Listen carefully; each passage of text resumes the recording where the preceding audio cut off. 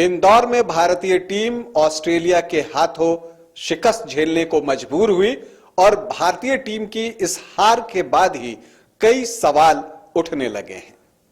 एक सवाल तो यह भी है कि पिछले 3 सालों में दुनिया के, न सिर्फ भारत के बल्कि दुनिया के धांसू बल्लेबाजों की जो ये फौज है भारतीय टीम में, उनका प्रदर्शन कैसा रहा है, ये अब सवाल सबके जहन में है।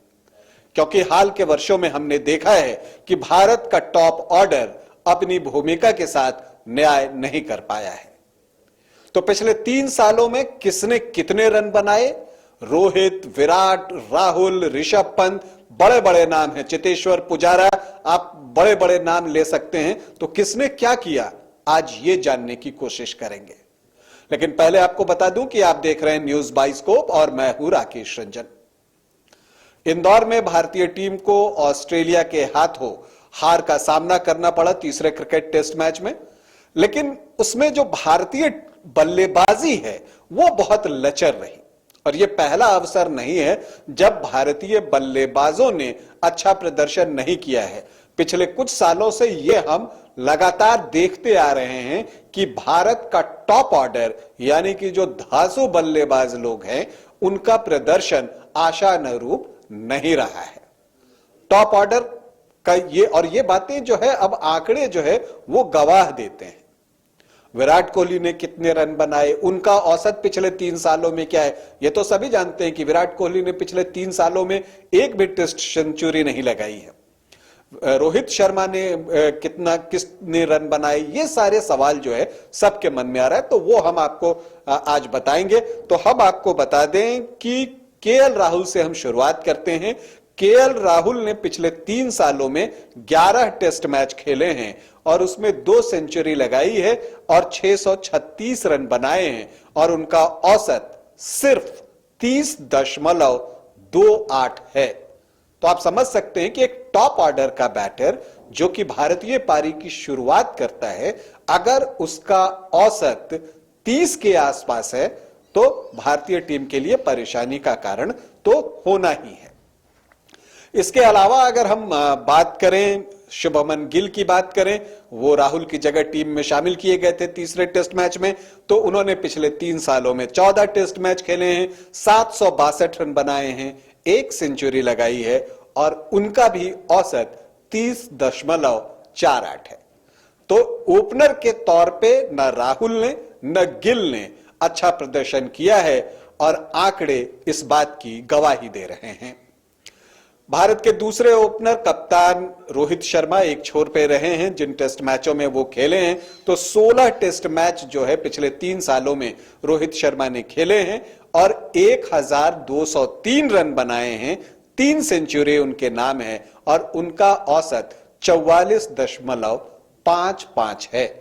तो ये एक ऐसा एवरेज है जिसे आप स्वीकार कर सकते हैं। और मैंने पहले भी कहा कि इधर हाल के वर्षों में देखें तो टॉप ऑर्डर में जो शुरू के जो 4-5 बैटर्स हैं, उसमें रोहित शर्मा का प्रदर्शन ही टेस्ट मैचों में सबसे बेहतर रहा है। लेकिन अगर हम औसत के आधार पर जाएं तो भारत के लिए जो सबसे अच्छा औसत है वो किसने हासिल किया है, तो आपको बता दूं वो कोई और नहीं, भारत के विकेटकीपर बल्लेबाज ऋषभ पंत हैं। ऋषभ पंत ने पिछले 3 सालों में 47 के औसत से रन बनाए हैं। तो पहली पोजीशन पर ऋषभ पंत ही हैं, दूसरी पोजीशन पर रोहित शर्मा हैं जिनका की औसत 44.55 है और तीसरी पोजीशन पर श्रेयस अय्यर हैं 44.40 की औसत के साथ। तो विराट कोहली कहां है? विराट कोहली 9वीं पोजीशन पर हैं। यह मैं सिर्फ इंडियन टीम की बात कर रहा हूं, 9वीं पोजीशन पर हैं और उनका औसत जानते हैं कितना है? पिछले 3 सालों में उनका औसत है 27.50। जब आपकी टीम का बेस्ट बैटर इस एवरेज के साथ रन बनाएगा तो टीम पर संकट तो आना ही है। अगर हम रनों के लिहाज से जाएं तो भारत के लिए पिछले 3 सालों में सबसे ज्यादा रन किसने बनाए, तो यहां भी बाजी ऋषभ पंत ने ही मारी है। ऋषभ पंत चोटिल हैं, रिकवर कर रहे हैं, लेकिन जो रिकॉर्ड्स हैं पिछले 3 सालों में टेस्ट मैचों में सबसे बेहतर प्रदर्शन बल्लेबाजी में ऋषभ पंत का ही रहा है। ऋषभ पंत ने पिछले 3 सालों में भारत के लिए टेस्ट मैचों में सबसे ज्यादा 1457 रन बनाए हैं। और अगर हम बात करें तो इस दौरान उन्होंने 3 सेंचुरी भी लगाई है और उनका जो हाईएस्ट स्कोर है 146 का है। अब अगर हम रन के हिसाब से जाएं तो दूसरी पोजीशन पर चेतेश्वर पुजारा हैं, जिन्होंने 1272 रन बनाए हैं। लेकिन पुजारा ने भारत के लिए इस दौरान जो बल्लेबाजों की हम बात करें तो सबसे ज्यादा टेस्ट मैच भी खेले हैं। उन्होंने 24 टेस्ट मैच खेले हैं और उनका भी औसत 30.28 ही है। मतलब एक ऐसा एवरेज है जो कोई भी टॉप ऑर्डर एक्सेप्ट करने के लिए तैयार नहीं होगा। लेकिन रनों के लिहाज से पुजारा दूसरी पोजीशन पर हैं, रोहित शर्मा तीसरी पोजीशन पर हैं, उन्होंने 1203 रन बनाए हैं।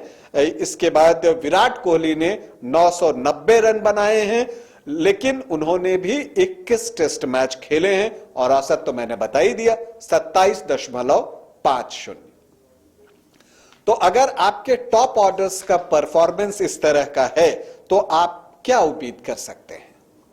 अगर आप इस लिहाज से देखें तो रविंद्र जडेजा, उनका औसत अगर हम देखें तो वो केएल राहुल से ज्यादा है, शुभमन गिल से ज्यादा है, विराट कोहली से ज्यादा है, पुजारा से ज्यादा है और अक्षर पटेल से ज्यादा है। तो चलिए ये कोई बड़ी बात नहीं है, लेकिन समझिए कि राहुल, गिल, विराट, पुजारा, इन सबसे ज्यादा औसत से रन तो रविंद्र जडेजा ने बनाए हैं।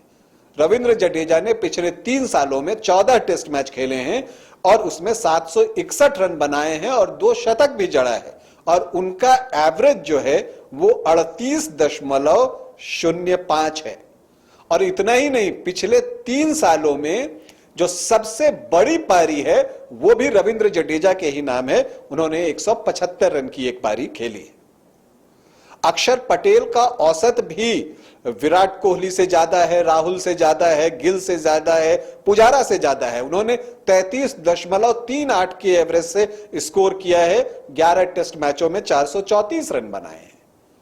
तो जो बातें जब तीसरा टेस्ट मैच संपन्न हुआ और फिर हम लोग कर रहे थे आपसे, तो उस वक्त भी मैंने कहा था कि या तो ऊपर में रोहित ने स्कोर किया है और फिर नीचे ऋषभ पंत, रविंद्र जडेजा, अक्षर पटेल, रविचंद्रन अश्विन, इन लोगों ने स्कोर किया है और इसी की बदौलत भारतीय टीम जीत रही है। और जब ये बैटर्स अपना योगदान नहीं दे पा रहे हैं तो चूंकि मध्यक्रम तो बिल्कुल चरमराया हुआ है, तो वो भारतीय हार का कारण बनता है या भारत के खराब प्रदर्शन का कारण बनता है टेस्ट मैचों में। हम उम्मीद करते हैं कि जब चौथा टेस्ट मैच शुरू होगा तो जो भारत के टॉप ऑर्डर हैं, और टॉप ऑर्डर का मतलब यहां हो रहा है दोनों ओपनर, 3 नंबर, 4 नंबर, 5 नंबर, यहां पर मैं श्रेयस अय्यर तक की बात कर रहा हूं, ये जो 5 विशुद्ध बैटर हैं जो कि खेलते हैं टीम में, उनका प्रदर्शन बेहतर होगा। इन 5 में से अगर 1 या 2 सेंचुरी भी आ जाए तो अहमदाबाद टेस्ट जीतना कोई बड़ी बात नहीं होगी। हम भारतीय टीम को शुभकामनाएं देते हैं, सारे बैटर्स को शुभकामनाएं देते हैं।